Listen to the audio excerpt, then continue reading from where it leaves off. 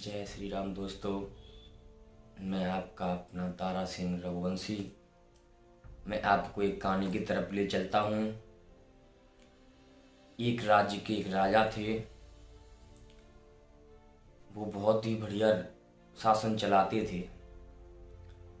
वहाँ कोई भव्य मंदिर नहीं था। राजा ने सोचा क्यों ना एक भव्य मंदिर बनाया जाए। उन्होंने श्री ठाकुर जी महाराज श्री बांके बिहारी जी का मंदिर बनाया। मूर्ति पधारी राधा जी की और बांके बिहारी जी की, और इतना वैभवशाली मंदिर बनाया कि 7-8 राज्यों में ऐसा मंदिर नहीं था जैसा उस राजा का मंदिर था। मंदिर बन चुका। अब उस राजा को तलाश थी एक ब्राह्मण की जो इस मंदिर की रख रखाव रख सके, सेवा पानी कर सके, मंदिर का और मूर्तियों का ख्याल रख सके। और यहाँ के पुजारी की जरूरत थी उसको। तो उसे एक ब्राह्मण मिले, उनको वहाँ पे रखा गया। पुजारी जी बना दिए गए उसके। 10 साल हो गई। राजा साहब से कुछ मांगता नहीं था ब्राह्मण। 20 साल हो गई, कुछ नहीं लेते देते थे ब्राह्मण जी। वैसे ही अपनी पूजा पाठ में लगे रहते थे, उनकी सेवा में लगे थे ठाकुर जी महाराज की। 20 साल बाद एक पुत्र रत्न की प्राप्ति हुई राजा साहब को। राजा साहब ने उस पुत्र की दीक्षा और शिक्षा दिलवाई। 15 साल के हुए, 20 साल के हुए, उस कुंवर का शादी तय हो गया, व्यवहार तय हो गया, उसका शादी होना तय हो गया। शादी हो गई उस राजा के पुत्र की। उस राजा के पुत्र की शादी होके पुत्र वधू घर पे आ गई। आते ही उसी रात जो उसकी पुत्र वधू थी उसको नींद नहीं आ रही थी। राजा का पुत्र सो गया था बेड पे, और पुत्र वधू वहां टहलते टहलते टहलते टहलते आधी रात हो गई। उसकी पत्नी को उसे एक चमकता हुआ, राजा आपने भी देखा होगा कि राजाओं की दीवार पे ऐसे करके तलवार टंगी रहती है, छतरी, जो छतरियों का निशान होता है, वो तलवार टंगी थी। हीरे लगे थे उनमें। उसने देखने के बहाने तलवार निकाल ली। एकदम कंटान धार धरी हुई तलवार, और जैसे ही निकाली, अब वो तलवार उस राजा के पुत्र की पत्नी पर डटी नहीं, हाथों पर रुकी नहीं और नीचे की।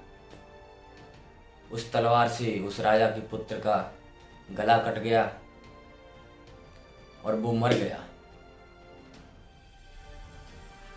उसकी पत्नी रोने लगी कि ये क्या हुआ। उसने सोचा कि मैं सबको ये हकीकत बात बताऊंगी तो कोई मानेगा नहीं, इसलिए वो वहाँ पे बिलखती रही पूरी रात। सुबह हुई, चीखने लगी कि कोई मार गया, मार गया। वहाँ पे दोस्तों राजा आया, रानी आई और दरबारी आए कि किसने मारा, आपने देखा, कौन मार गया। उसने कहा कि इस मंदिर की तरफ घुसा है, ठाकुर जी के मंदिर की तरफ गया है, वो इसमें घुसा है, अभी गया है। राजा साहब गए, वहाँ पे पुजारी जी पूजा कर रहे थे सुबह सुबह। पुजारी जी को पकड़वा लिया, बाहर ले आए। राजा साहब को बड़ी पीड़ा हुई कि इनको मैं मृत्यु दंड कैसे दूं। उन्होंने कहा कि पुजारी जी मैं तुम्हें मृत्यु दंड तो नहीं दे सकता, आपने अनन्य भक्ति की है, इस शासन को चलाने में भी आपका सहयोग रहा है, मेरे मंदिर के ठाकुर जी महाराज की अनन्य भक्ति की है, सेवा की है आपने। मृत्यु दंड तो बनता है आपका, लेकिन मृत्यु दंड दूंगा नहीं आपको। उन्होंने ये कहा कि जिस हाथ से आपने मेरे पुत्र को मारा है उस हाथ को काटने का आदेश देता हूँ। तत्कालीन इनका हाथ काट दिया जाए। दोस्तों, उसकी कसाई ने वो हाथ काट दिया, हाथ कट गया। पुजारी जी वहां से निकल गए, छोड़ दिया देश। ये तो अन्याय है, कुछ देख वेर कर कुछ नहीं करता। मैंने कहा भी कि मैं निर्दोष हूँ, फिर भी नहीं मानी। ये सब सोच समझ के वहां से पुजारी जी निकल गए।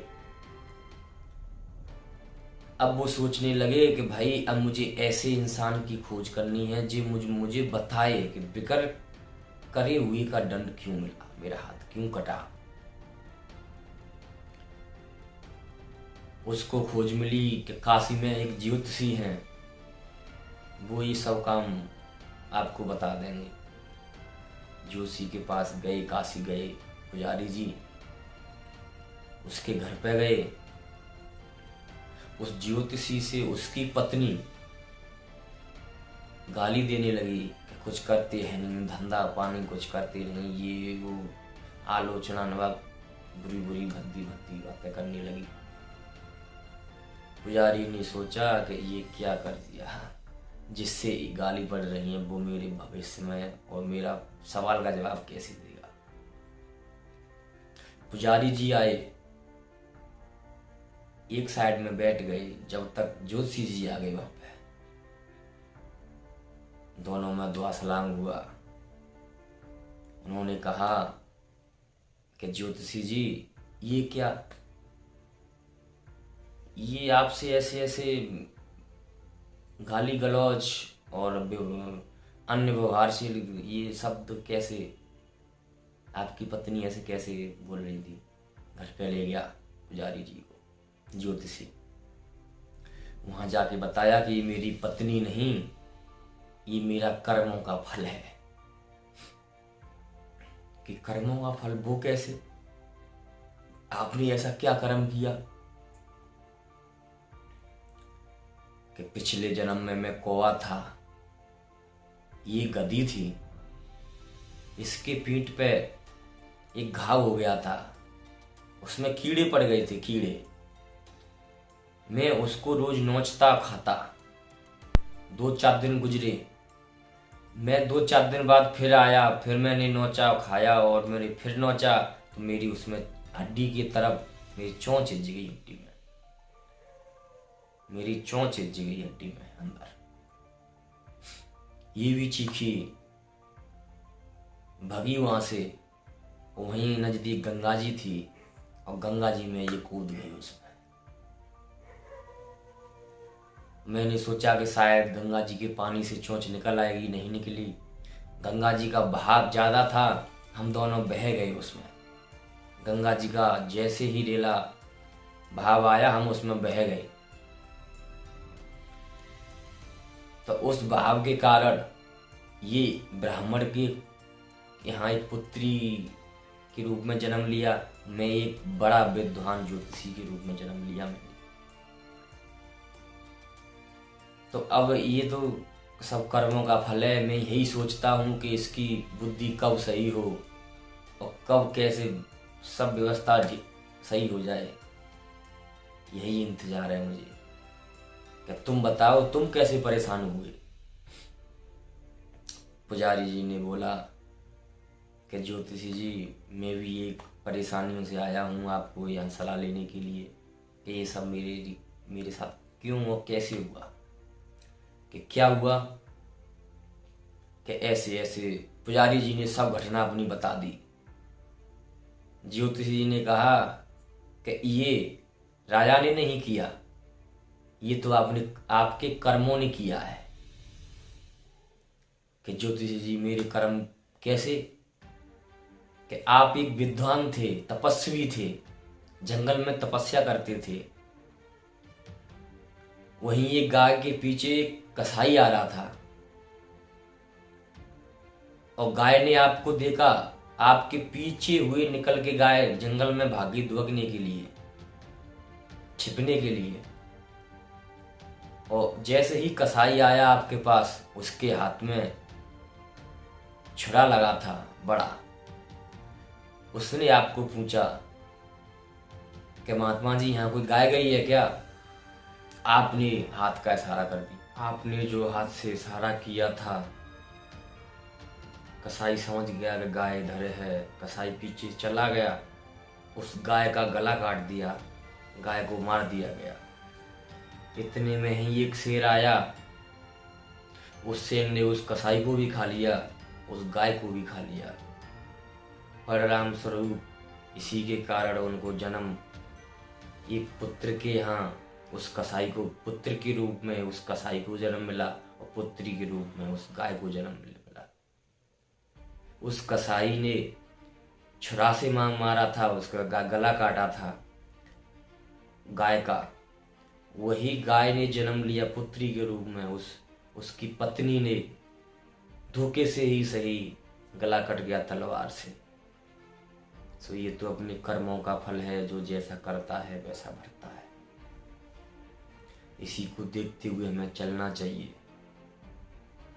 कि हमें क्या करना है। दोष आपका है, दोष उस राजा का नहीं है हाथ कटवाने में, दोष आपका। अब वो गाय उस पुत्र की पत्नी बनी थी और आप वहां पुजारी थे। तो ये कर्मों का फल है।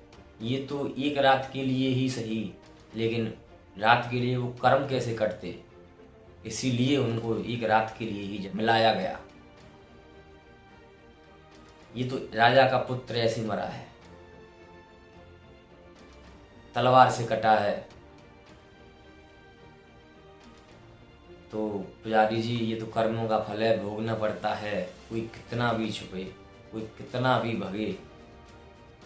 तो पुजारी जी ने कहा, हे ज्योतिष जी, मैं तो आपको बहुत हल्के में ले रहा था, आपने तो मेरी आंखें ही खोल दी।